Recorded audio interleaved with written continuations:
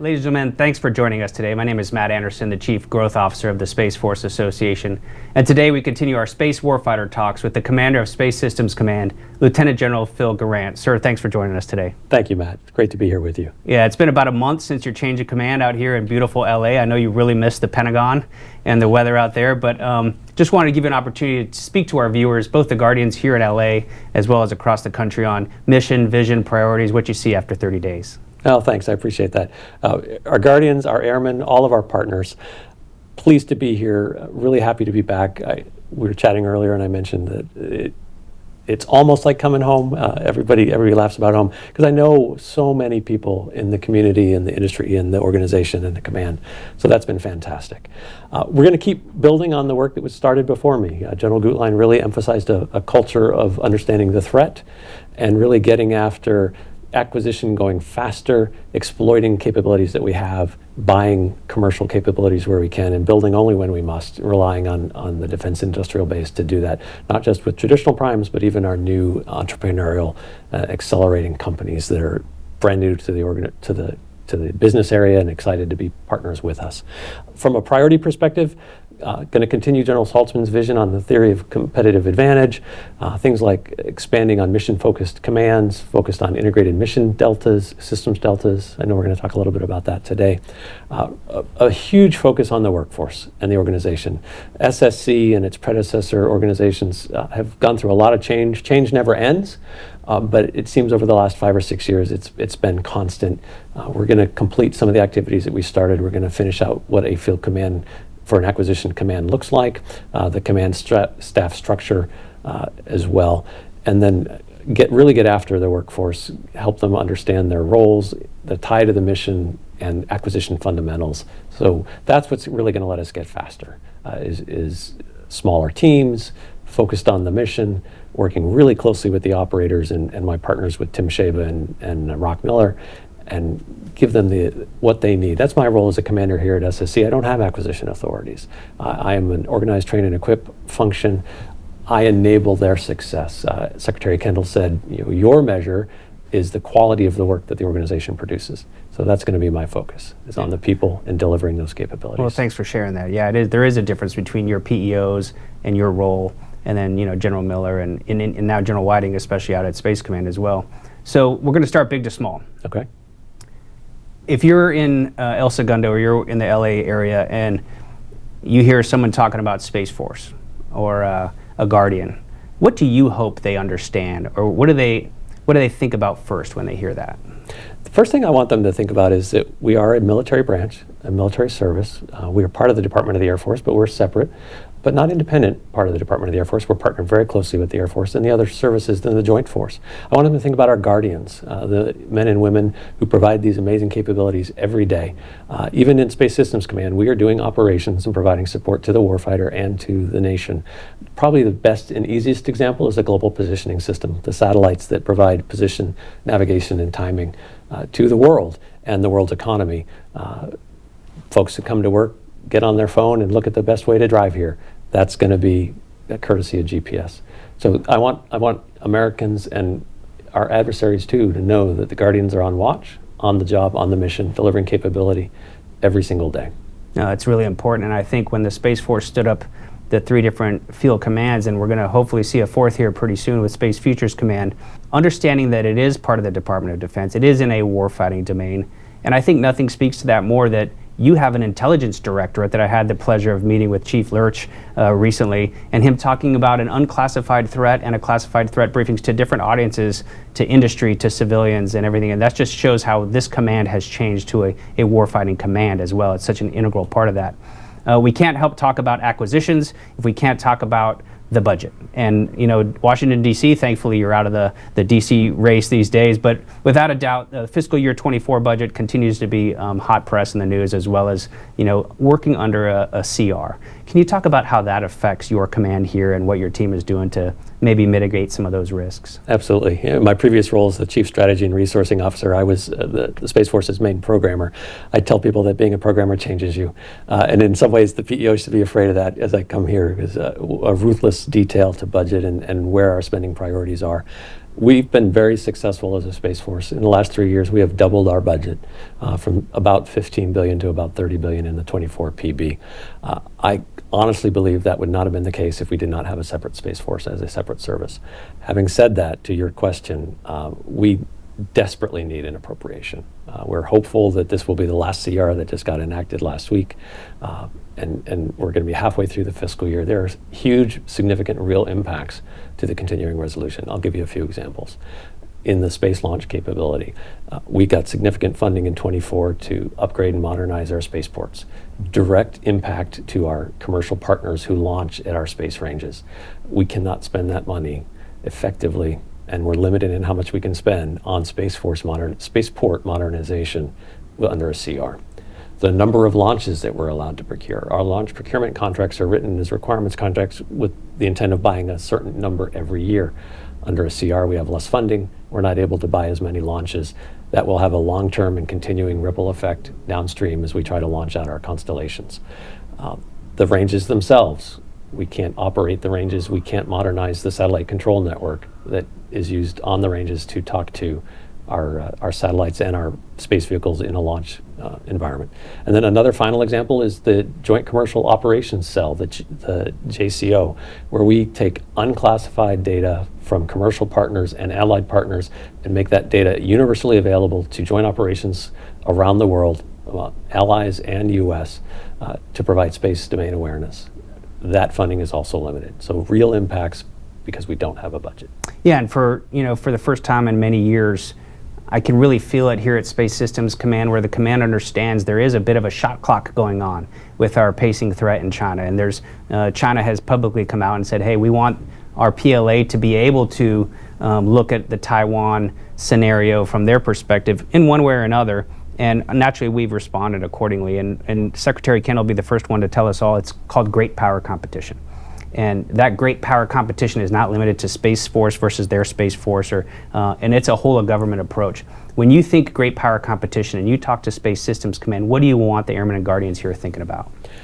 So you'll notice when you walk around the Schriever complex right here on Los Angeles, on the base, and all our banners reminding everybody about the threat. When you walk into my headquarters building, you talked about a shot clock. There's a shot clock in the foyer when you walk in. It's counting down to the year 2026. The plan is we will be ready and resilient to operate in a competitive environment by that time. From a great power competition, you mentioned a threat. We have the pacing challenge of China. We have the acute threat of Russia. Those threats are real. We can see what's happening in Ukraine. We can see what's happening in Israel. We can see what's happening in the South China Sea and parts of Indo-PACOM. Some of those adversaries are putting up threats every single day, and those threats are real. A great power competition lets us get after that. The Space Force was really designed and built around great power competition. We're only 4 years old. We like to think that we're grading our homework and fine-tuning those dials and making some changes around to be even more efficient, more effective, not just efficient. Yeah, for sure. Competitive endurance. General Saltzman mentioned that many times recently, and it also he's leaning on the acquisition community within the Space Force quite a bit, and he's got the Honorable Calvelli, kind of running ship there quite a bit as well. Can you explain in layman's terms the difference between Space RCO, or Rapid Capabilities Office, SDA, where Derek Tournier is leading with Space Development Agency, and here at Space Systems Command? Can you explain kind of how those work and then how it all funnels up to leadership out in DC? Absolutely. Honorable Calvelli is a fantastic partner, and we couldn't do our mission without him, and of course the program executive officers work for Honorable Calvelli. I like to talk about people who spend Space Force budget in terms of their superpowers. And this is anybody who spends the budget, but the big three you named, SSC, SDA, and Space RCO. Dr. Tournier has mastered the use of mid-tier acquisition. He has really figured out a way to effectively use that to rapidly and consistently reconstitute new technology every 2 to 3 years as we build out this proliferated LEO architecture. But in the end, his data contributes to the fight and goes to the war fighter. So that's one part of the team building out one part of the enterprise using a specific superpower, as I like to call it. Space RCO, by statute, JSID's exempt, gets their requirements directly from the combatant commander at U.S. Space Command. but again, ultimately deliver capability, and in many cases, transition programs to SSC for final fielding and sustainment. And then SSC for decades, all the way back to its origin with General Schriever and the Western Development Division, has a proven history of developing and fielding large-scale, exquisite capability in many, many mission areas, as well as launching and operating the ranges. So we each have a part to play, and we couldn't complete the enterprise mission without each other. Since the stand-up of SSC and under General Gutlein's leadership, created some forums called the Acquisition Leadership Summit, where all of the acquirers who spend that money, whether it's MDA or NRO or me or Derek Tournier or Kelly Hemmett, get together and work issues, personal relationship-based, talk about those things. Then you have the Program Integration Council, which is a little bit higher level and includes the warfighter. Again, working through issues, identifying enterprise solutions to those requirements, and ultimately, by statute, you have the Space Acquisition Council at Honorable Shu's level, Honorable Calvelli's level, Dr. LaPlante's level, to work through. We've never had to take an issue to the SAC. We've always been able to work it through at lower levels. There's plenty of work to go around. And I'd say the partnership's working really well. So to kind of get back to the question, we're all contributing to the mission in different areas that are integrated together. And each person, each team is using their unique set of skills and rules and abilities to allow that to go faster. Oh, thanks for explaining that. A lot of our industry partners at Space Force Association, especially those just getting into the business, sometimes that confuses them, so that was really clear. But speaking of that relationship with industry, I would argue Space Force and industry has, for the last 4.5 years since Space Force has created a very unique and important relationship. Can you talk about how perhaps, in your opinion, in this new role, how industry and your team here at SSC could better work together? I've told the story for a really long time. I'm a career acquisition officer. I like to say that anybody can do cost schedule. Anybody can be a program manager. It's just cost schedule, performance, and risk. It's easy. How we get things done and what's hard is the relationships. It's the personal connections. And I think that holds true for industry. I think the best thing we can do is communicate. Even though I don't have acquisition authorities or program budget, I'm going to be available to industry. I'm going to encourage those communications continue. I'm going to make sure that our program managers and PEOs continue those. If we're not talking, when it comes time to have the tough conversation, if you don't have the good conversation as foundation, it makes it that much harder. We have an organization that we call the front door. It's a way for industry to get into SSC and to learn about our business opportunities. That's another fantastic connection point for industry.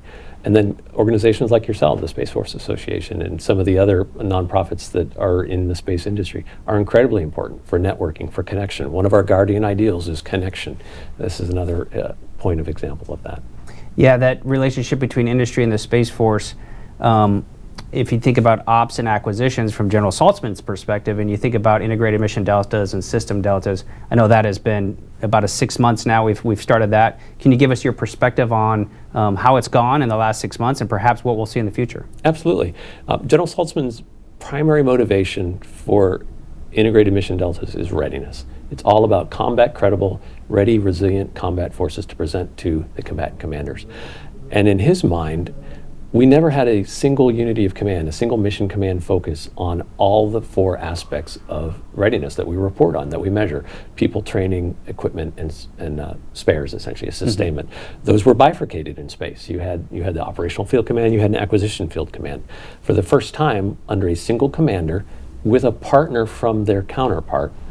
So you'll have an acquisition leader and an ops leader, or an ops leader and an acquisition leader, singularly focused on delivering capability and readiness improvements. So we have 2 provisional IMDs, one doing electronic warfare, one doing PNT. The PNT is led by an acquirer with an ops deputy. The EW is the opposite. And then we have partner systems deltas.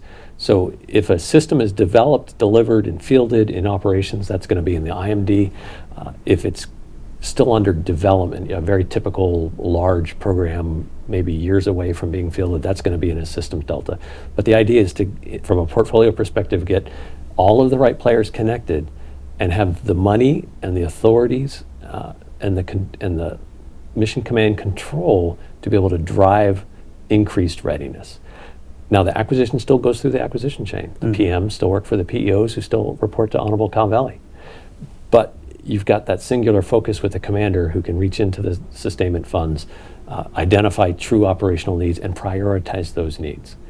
We're working through what's the next step on IMDs and sys-deltas. In the next coming weeks, we'll take a decision brief to Secretary Kendall and General Saltzman to say, okay, here's the next batch, if you will, of mission areas that we'd like to look at. And we consider a lot of things: the complexity of the mission, the physical location of the commands and those mission areas, all the way down to the leadership of the different organizations and how they might fit together. And the goal eventually is to build those out so that every mission area has an IMD and perhaps an associated sys-delta. And this is where this concept of mission-focused field commands comes from. Yeah, sometimes it might make sense, sometimes it might not make sense, and the key there is flexibility to get that readiness, especially as the Secretary and General Saltzman has talked about recently. It's not just U.S. Space Command that the Space Force is providing these forces to. It's all the combat commanders that we have to provide these forces to, and I think that's important as we look at the readiness of the combat squadrons, as well as the IMDs and the systems deltas. So you've been back for a little over a month now. You've clearly been here many times before. What has most impressed you since you've been back this time at Space Systems Command? I think, and it's what impressed me before, but it just really hit home this time, is how passionate our Guardians are about the mission. No matter how junior, how senior, military, civilian, officer, enlisted, and I'd be reticent not to add our airmen. Our airmen and Guardians here absolutely passionate about the mission, delivering capability. They really listened and thrived on General Gutleit's leadership about focusing on the threat and getting after it and going faster, and really listening to Honorable Calvelli's tenets about going faster. We are taking on a lot of new mission. That's an area we will have to change. To be able to keep up with the mission demands being put on us, we can't keep doing things the same old way. But it makes me really happy to come to work every single day and just see how much our airmen and Guardians care about delivering capability and supporting the warfighter and getting after the threat. Yeah, the people are what separates us from both China and Russia. And Chief Lurch, as he's made his rounds around here, has continued to focus on that, like any chief would. But also, any good commander is going to take a look when he takes command and say, okay, where can I take this command to the next level with the help of my teammates? Those teammates might be airmen, Guardians, industry, whatever. What are some things you think can take this command to the next level as we approach 2026, 2027, and beyond? Yeah, you mentioned, so about 5 or 6 weeks in, I have a letter on my desk that I read every single day from General Saltzman. It was his guidance and intent. I owe him an answer in 90 days, so it's getting closer. That's the other shot clock, is the 90-day response. And it includes some of the things of where we want to go faster. I want to, again, finish fleshing out the field command staff structure. I want to take a look at our workforce resourcing and where we can put the people on the highest priority missions. I want to take a realistic look at what might we stop doing. We're going to have to make some hard choices, particularly in the budget scenario. I want to keep expanding on the mission deltas and the systems deltas. In the future, there might be a situation where all the field commands are doing operations. It's down the road, but that's certainly a possibility. How we can support the service components. You alluded to not just Space Command, but all of the combatant commands. We're going to be putting Space Force service components in all of those locations. So how do we provide support to them? Quality of life here, at least for the headquarters, the flag here in Los Angeles, is a big deal.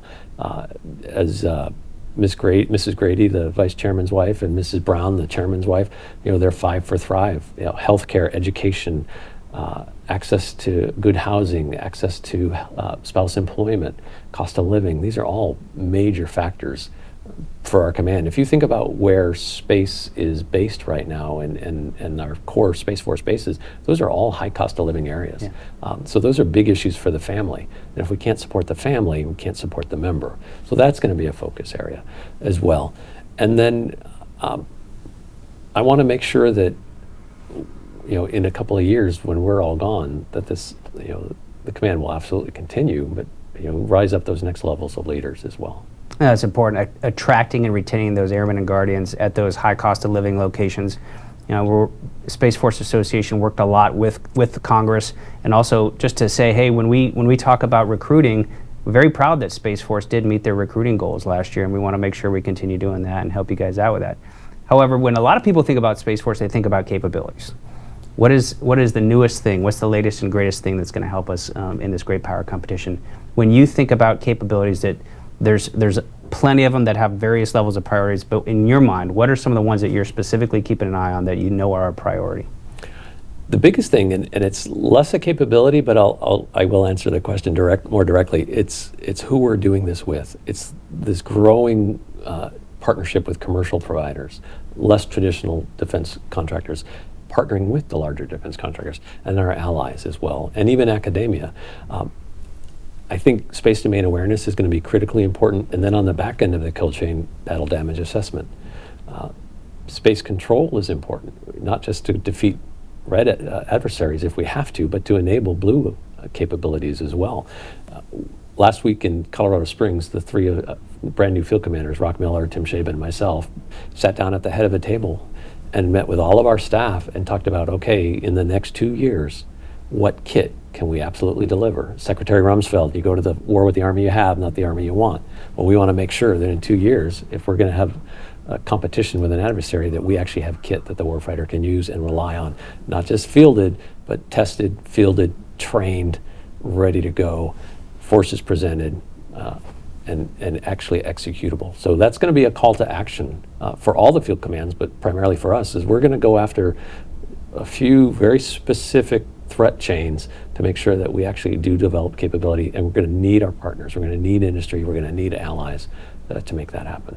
Now, it's awesome to hear the triad of the three field commands meeting regularly, and it's also neat that you guys all came into how you came into command is a whole nother story, but at the same exact time. But the fact that you're going to be in command at the same time has got to be special. A blessing, I suppose, from what was a very challenging year. Yeah, and we, at SFA watched that very closely and just really appreciate you and Heather's patience and continued service from that perspective.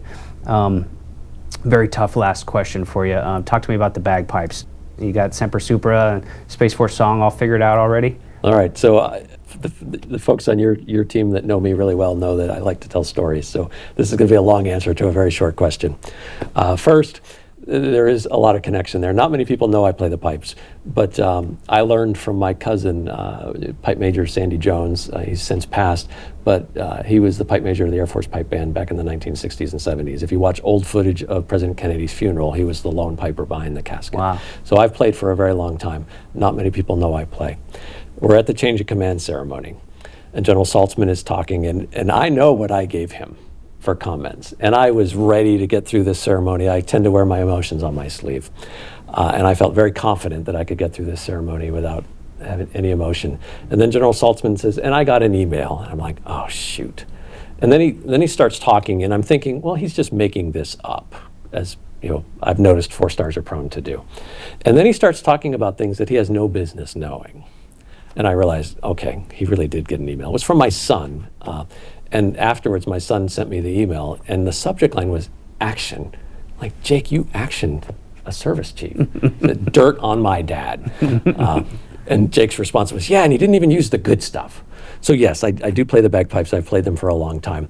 I don't know Semper Supra on the pipes, but I went out and looked. After General Saltzman talked about that at the ceremony, I did find a few arrangements, so I think I'm ready to knock it out and give it a shot. Well, good. Well, maybe we'll have a Robbie Burns night here where you can play with the local SFA chapter here in the near future. And sir, any parting thoughts for the viewers at this time, as a whole month into command, but any parting thoughts or ideas? It's an incredibly exciting time. I know that's a tired cliche, but there's so much going on in the area, and we're going so rapidly, and there's so much potential.